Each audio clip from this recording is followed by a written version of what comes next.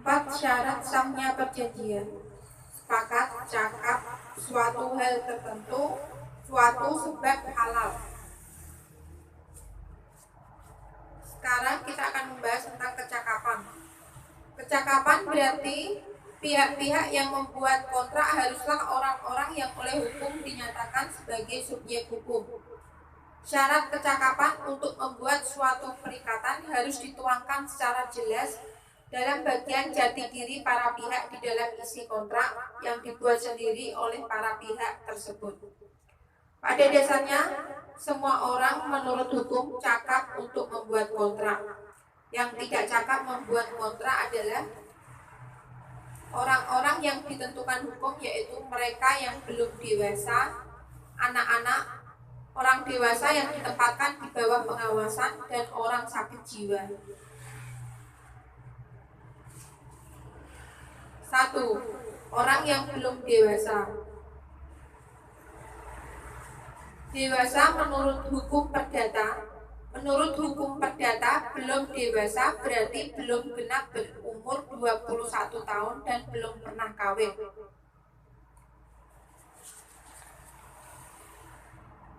Dewasa menurut hukum pidana.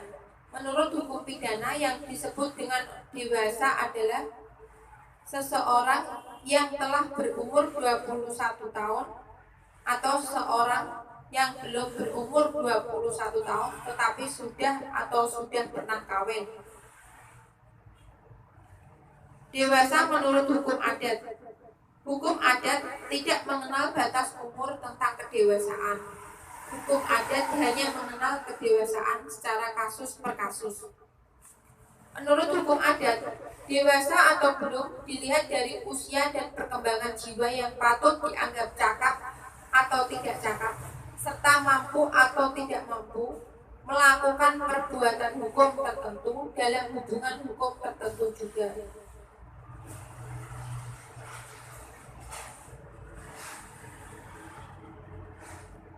Cakap berarti mampu memperhitungkan dan menjaga kepentingan sendiri. Sedangkan tidak cakap berarti tidak mampu memperhitungkan dan menjaga kepentingannya sendiri. Jika kedewasaan tersebut dihubungkan dengan perbuatan hukum perkawinan, hukum adat mengakui bahwa jika seorang laki-laki dan seorang perempuan telah kawin dan mempunyai anak, mereka dinyatakan telah dewasa, walaupun usia mereka misalnya baru berusia 14 tahun.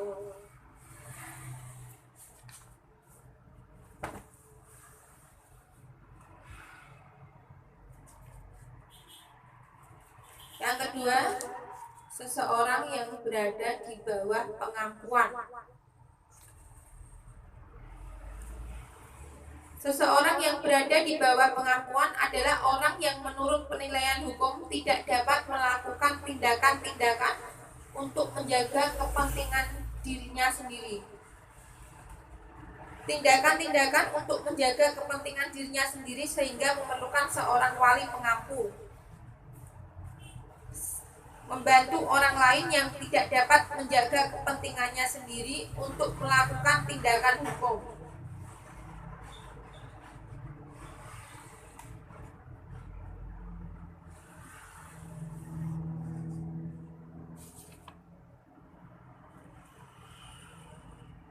Tiga, kita membahas tentang hal tertentu.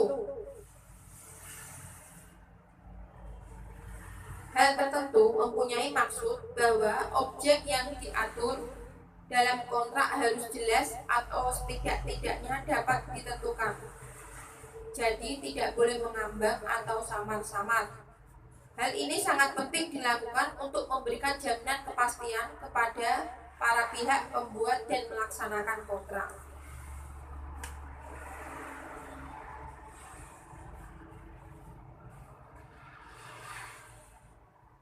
Selain itu juga mencegah munculnya kontrak yang bersifat fiktif. Misalnya, dalam jual beli sebuah sepeda motor harus jelas nama merek, tahun, pembuatan, warna, nomor mesin, dan hal lain yang berkaitan dengan motor yang akan dijual. Hal yang harus dihindari adalah lupa mendefinisikan objek yang menjadi kesepakatan yang tertuang dalam suatu kontrak. Misalnya, sewa menyewa sebuah rumah tanpa menyebutkan tipe, luas tanah, letak, fasilitas yang didapat di rumah tersebut, dan spesifikasi lainnya. Sehubungan dengan pokok perikatan yang justru menjadi isi dari kontrak, maka suatu kontrak harus mempunyai pokok atau objek barang yang setidak-tidaknya dapat ditentukan jenisnya. Sementara itu, mengenai jumlah dari objek kontrak tersebut dapat tidak ditentukan pada waktu dibuat perjanjian, asalkan nantinya dapat dihitung dan ditentukan jumlahnya. Pasal 1333 KUH Perdata.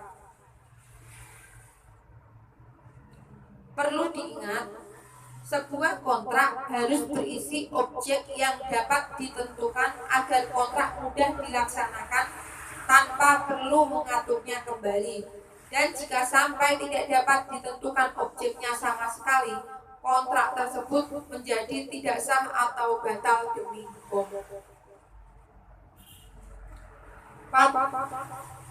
Syarat keempat yaitu suatu sebab yang dibolehkan atau halal. Suatu sebab yang dibolehkan berarti bahwa kesepakatan yang tertuang di dalam suatu kontrak tidak boleh bertentangan dengan perundang-undangan, ketertiban umum, dan kesusilaan.